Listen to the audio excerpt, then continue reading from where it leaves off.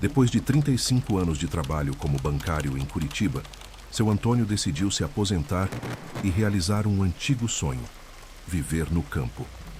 Ele e a esposa, Dona Marlene, buscavam paz e um novo estilo de vida para eles e o filho adolescente, Lucas.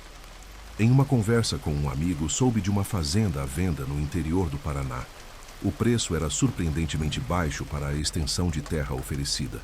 Curioso, ele marcou uma visita para entender o porquê do valor tão abaixo do mercado. Ao chegar ao local, a paisagem encantadora parecia esconder algo.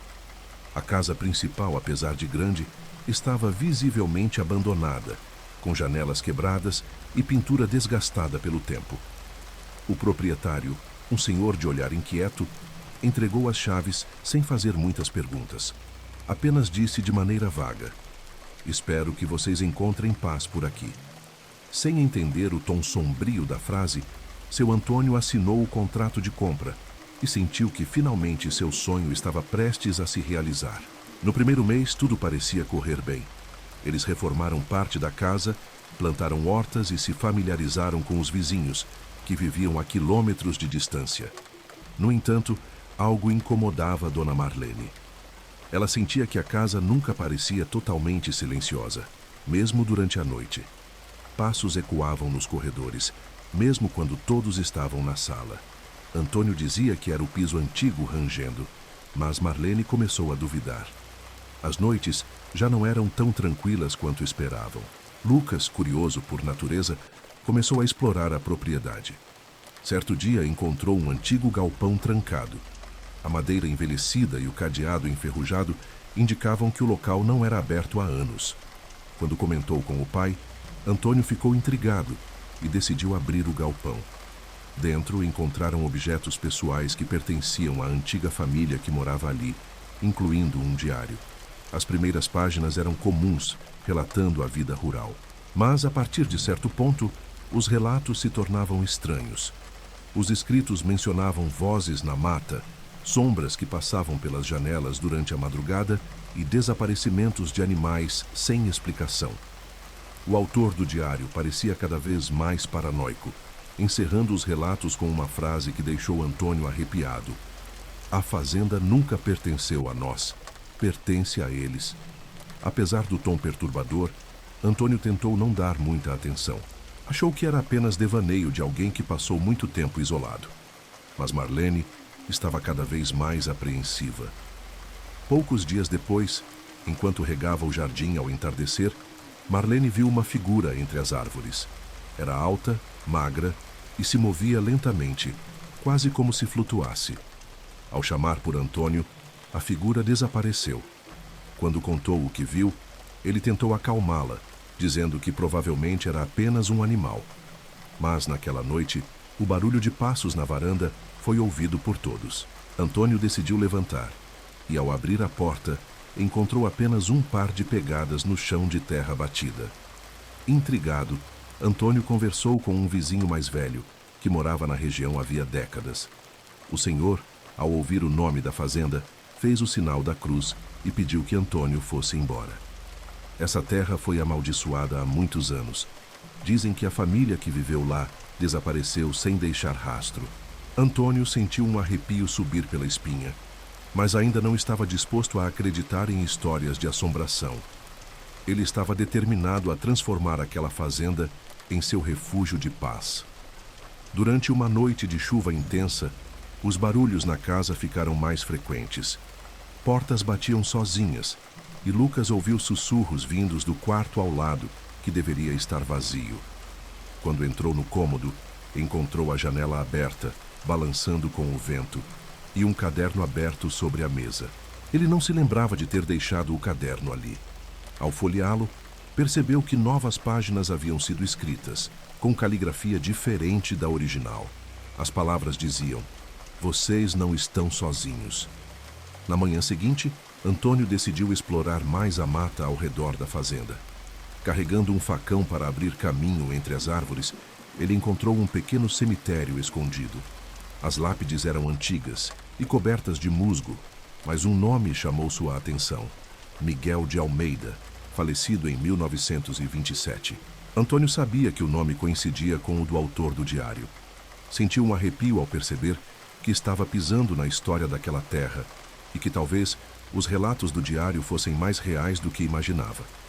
Aos poucos, os dias tranquilos deram lugar a um clima constante de tensão. Marlene começou a sentir dores de cabeça frequentes e Lucas passou a ter pesadelos todas as noites. Ele acordava gritando, dizendo que via pessoas desconhecidas ao redor da cama. Antônio começou a perceber que até os animais da fazenda estavam inquietos. Os cães latiam para o nada e as galinhas ficavam aglomeradas, como se temessem algo. A sensação de que havia uma presença invisível começou a se tornar inegável. Certa noite, enquanto revisava o diário no escritório, Antônio ouviu uma batida suave na porta. Pensou ser Marlene, mas ao abrir não encontrou ninguém. Voltou a se sentar, mas as batidas continuaram. Irritado, decidiu sair com uma lanterna para ver o que estava acontecendo. No entanto, a luz da lanterna revelou algo que ele não esperava. Marcas de mãos pequenas, como se crianças tivessem pressionado as janelas por fora. As marcas estavam molhadas, como se feitas naquele exato momento. Ao relatar o ocorrido à esposa, Marlene insistiu que eles deveriam vender a fazenda e voltar para a cidade. Mas Antônio estava relutante. Achava que se desistisse, estaria se deixando levar por medos irracionais. Porém, naquela mesma semana, um novo acontecimento os fez repensar tudo. Durante a madrugada, a porteira principal da fazenda se abriu sozinha. Quando Antônio foi fechá-la, encontrou um bilhete preso ao portão. A mensagem era curta, mas perturbadora. Vocês precisam sair. No dia seguinte, Antônio resolveu investigar se havia mais alguém na região que pudesse estar brincando com eles. Perguntou aos vizinhos sobre estranhos nos arredores, mas todos negaram ter visto qualquer pessoa diferente por ali. Quando comentou sobre o bilhete encontrado, um dos vizinhos ficou em silêncio por alguns segundos antes de perguntar: Você ouviu falar da maldição dos Almeida? Antônio negou, e o vizinho explicou. Dizem que essa família fez um pacto e agora a terra os mantém ali. Dona Marlene, cada vez mais assustada, começou a notar que algumas coisas estavam desaparecendo dentro da casa. Primeiro, pequenos objetos de decoração. Depois, roupas que estavam no varal. O mais estranho aconteceu quando o relógio de parede sumiu durante a noite e pela manhã foi encontrado pendurado em uma árvore perto do cemitério. A cada dia, a sensação de que estavam sendo observados crescia. Antônio tentava manter a calma, mas até ele começava a se questionar. Seria a fazenda realmente amaldiçoada? Lucas decidiu pesquisar na internet sobre a família Almeida. Encontrou poucas informações, mas o que descobriu o deixou intrigado. Uma notícia antiga mencionava um incêndio que destruiu grande parte da fazenda nos anos 1920. Nenhum corpo foi encontrado entre os destroços, mas relatos da época afirmavam que as crianças da família foram vistas vagando pela propriedade dias após o incêndio. A cada descoberta, a história da fazenda ficava mais sinistra e a dúvida se tornava inevitável. Deveriam permanecer ali. Os dias na fazenda tornaram-se insuportáveis.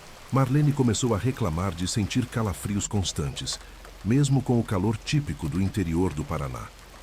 Antônio, cada vez mais cético, tentava encontrar explicações lógicas.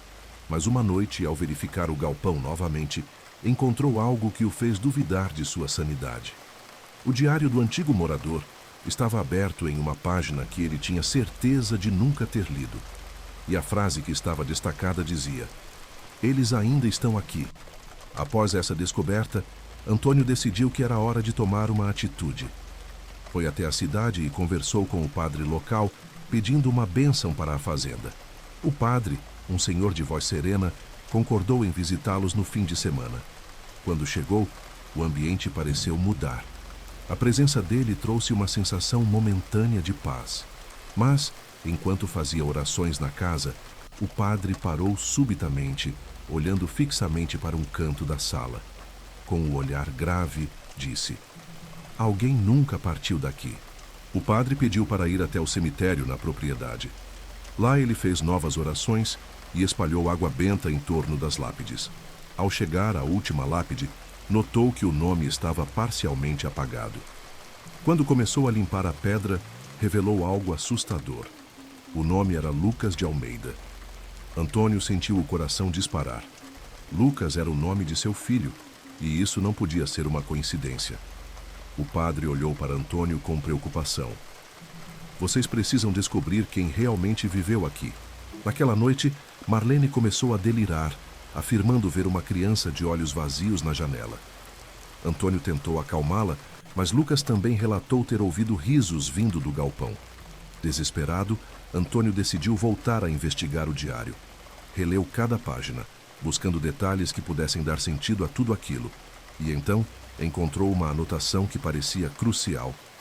Aqueles que levam nosso nome são escolhidos. Eles carregam o destino que não conseguimos evitar. Preocupado com a segurança de sua família, Antônio decidiu que não podia ignorar mais os avisos. Foi até a prefeitura da cidade e solicitou documentos históricos da fazenda. O que descobriu foi perturbador.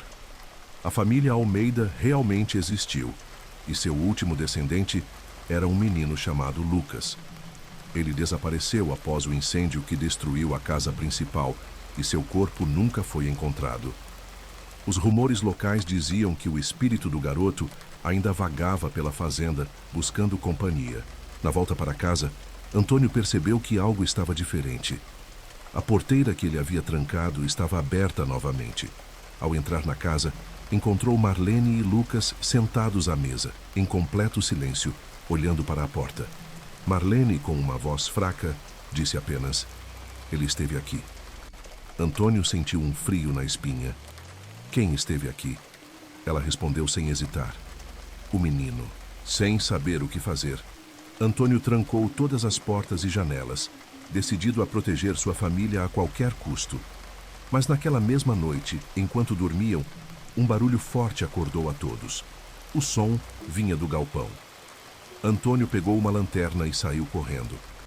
Ao abrir a porta do galpão, encontrou um espelho antigo que ele tinha certeza de nunca ter visto antes. No reflexo, viu algo que o fez recuar. Ao lado dele, havia a figura de uma criança. Antônio girou rapidamente, mas não havia ninguém ali.